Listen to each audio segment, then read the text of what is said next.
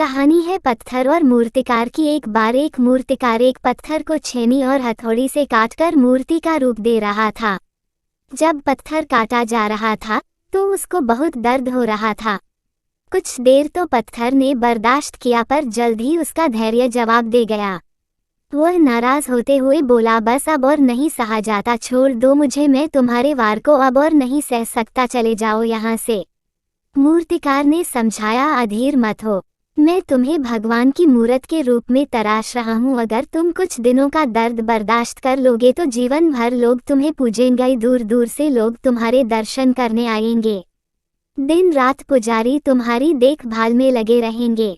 और ऐसा कहकर उसने अपने औजार उठाए थे कि पत्थर क्रोधित होते हुए बोला, मुझे मेरी जिंदगी खुद जीने दो, मैं जानता हूँ मेरे लिए क्या अच्छा है क्या बुरा, मैं आराम से यहाँ पड़ा हूँ, चले जाओ, मैं अब जरा सी भी तकलीफ नहीं सह सकता। मैं जानता हूँ तुम्हें दर्द बहुत हो रहा है, पर अगर आज तुम अपना आराम देखोगे तो कल को पछताओगे। मैं तुम्हारे गुणों को देख सकता हूँ, तुम्हारे अंदर अपार संभावनाएं हैं, यूं यहाँ पड़े पड़े अपना जीवन बर्बाद मत करो।